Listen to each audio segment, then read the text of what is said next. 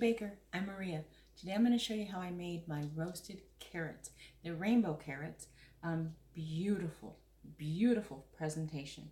They're a little bit sweeter than the usual carrots and a lot smaller.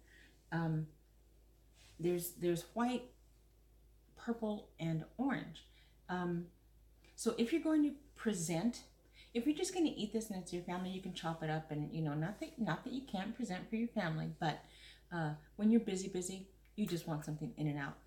This is, it's a beautiful presentation, and it's tasty. I was really surprised how popular it was. I knew it was good, but go figure, right?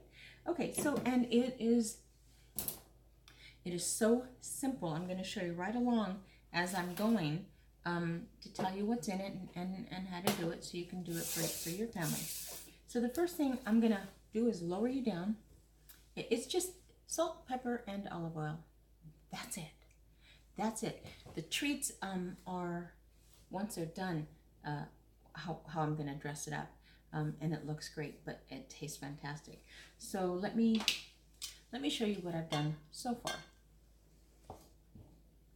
All right. So I've got a bowl of junk. I have been peeling the carrots, and they're small. They're so much smaller than the carrots I use for like my carrot cake or whatever.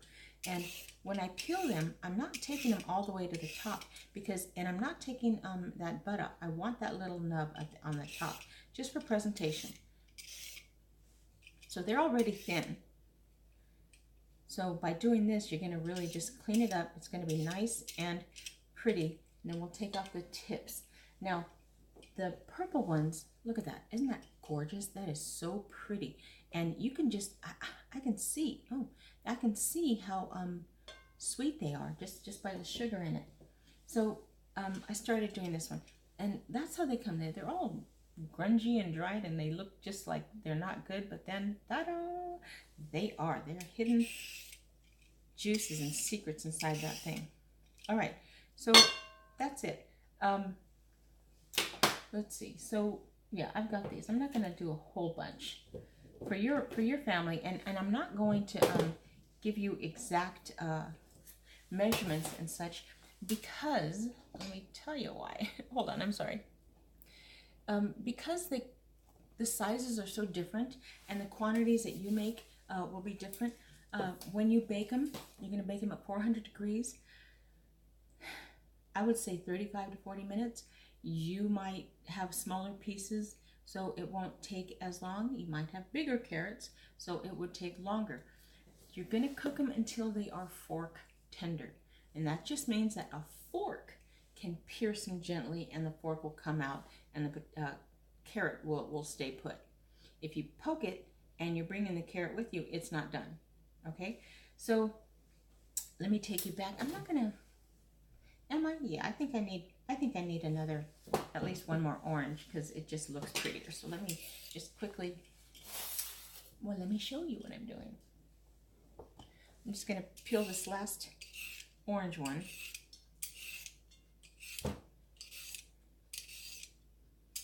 All right, again, I'm keeping the top on. It's washed, so even if they did want to eat it, then they certainly could. These are the ones that I have done, and I think I'm cheating you out of a view. So let me just, so much better, right? Okay, so I'm just gonna take off the tips, and I'm gonna do it at an angle because I still want it to be pretty, even though I'm taking this stuff off. And sometimes they serve it with it on. I just want a cleaner look. And the inside of these red ones, they've got this orange seam in it, and it is so pretty. So now that's just too much. That's just way too much. So I'm gonna cut that down to just a nub. Okay? That's gonna go, let me just do them all. That's good.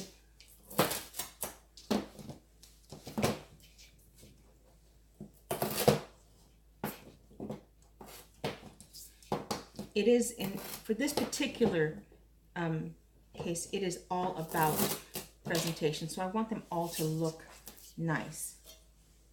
Now, you've got 2 carrots cooking in the same oven for the same amount of time. One is going to be dried up and shriveled by the time this one gets in. So strange enough, I'm going to dress this, but I'm going to put this aside and put it in about halfway through. But then I'm going to cut this.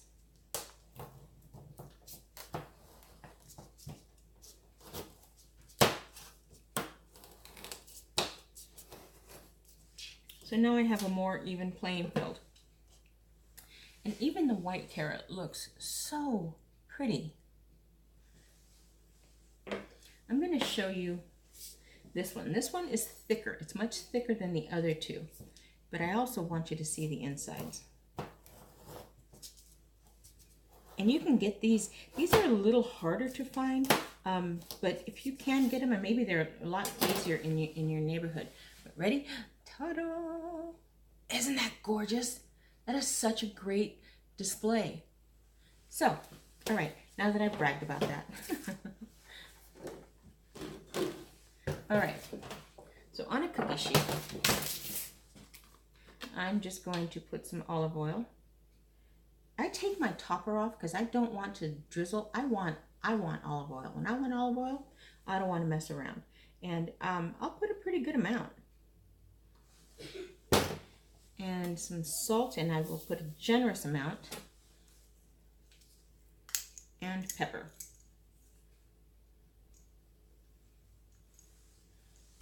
All right, then I'm going to just really rub them in. I want all of the oil on all of them.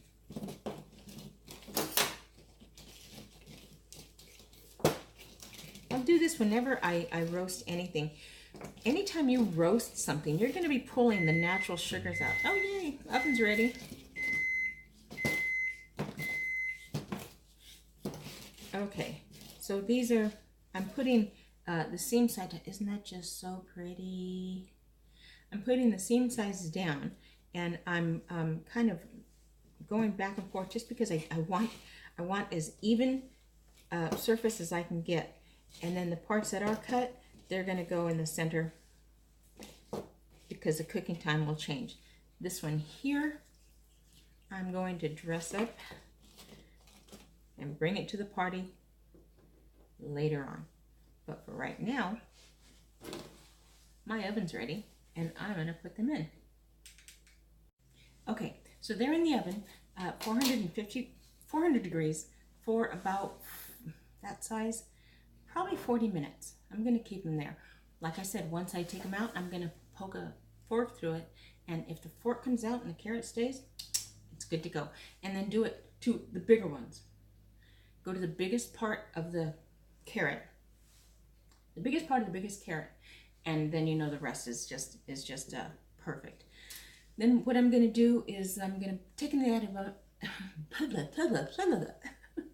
take them out of the oven, and I'm going to put on some queso blanco, and that's queso blanco.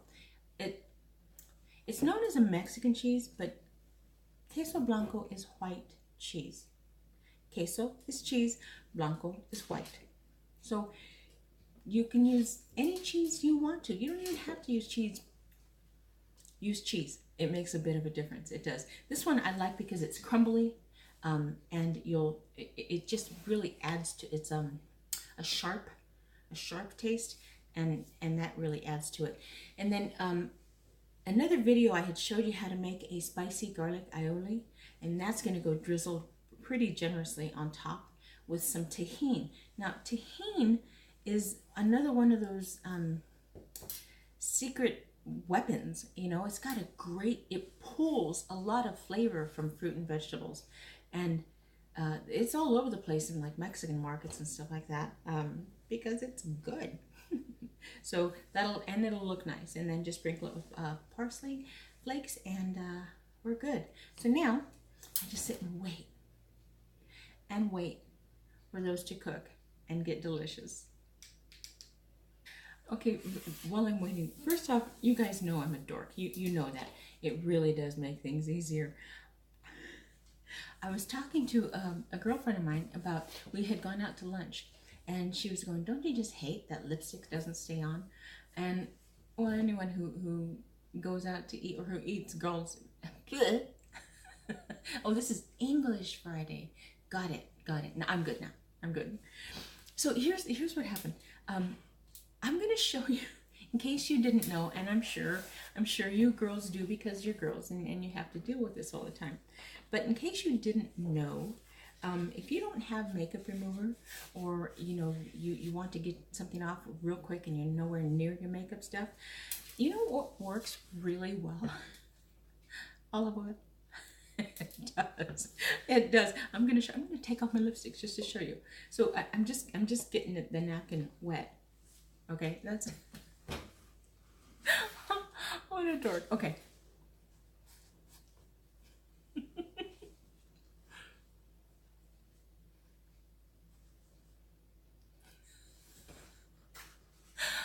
Come on, that's cold.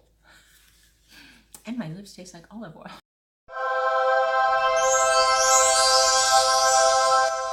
Okay, I just got them out.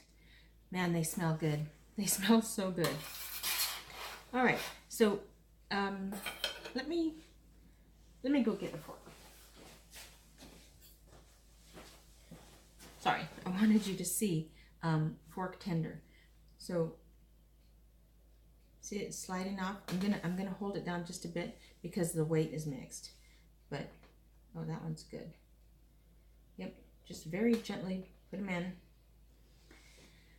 This one I put aside because I wanted it to be a little firmer.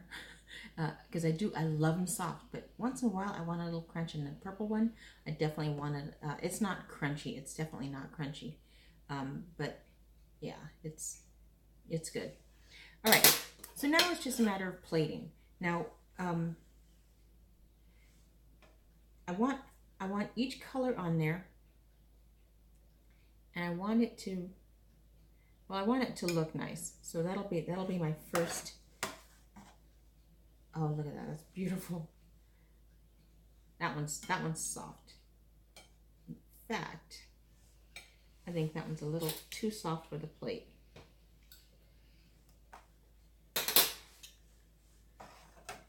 And I'm going to open this one up.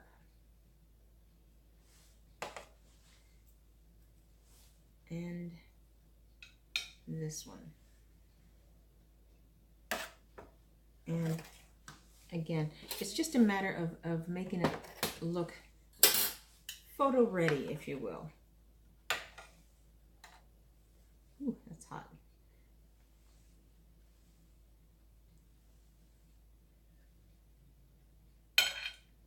Okay. That's good there. All right, so then I've got this spicy garlic aioli, and I'm gonna get a really good drizzle on it.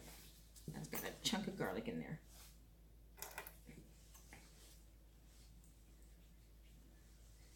Yep. Sorry about that, but that's life. That's how it happens.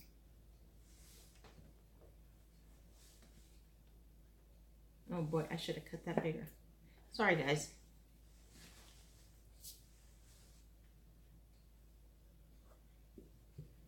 All right, let me fix this. In fact,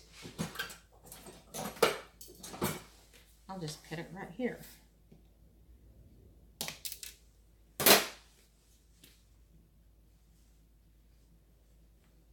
All right, and I do want a lot on there. And then I'm just going to take some of the queso blanco, and it's just, I like this because it's a good crumble cheese. It's going to crumble really well.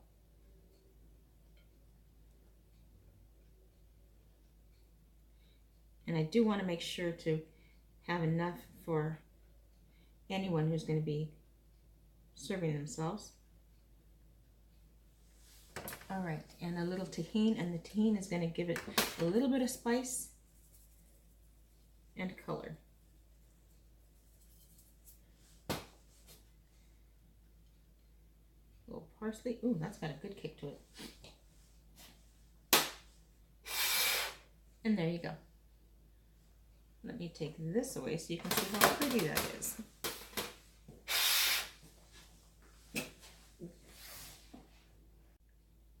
That looks good, right? That looks so good. You can use regular carrots. You can use potatoes. You can use turnips. You can use any root vegetables for this, and you'll get rave success. I'm going to taste this. That cheese and that sauce, that aioli, oh, that is so good.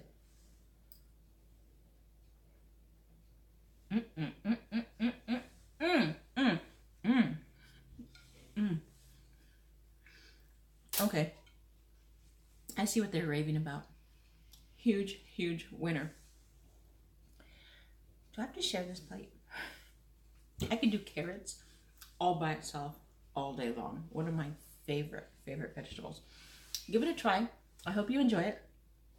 Aside from the aioli, everything is on the screen as I tell you how to make it. So give it a whirl. All right, my friends, until next time, happy baking. Ah, that was fun. Don't forget to like and subscribe.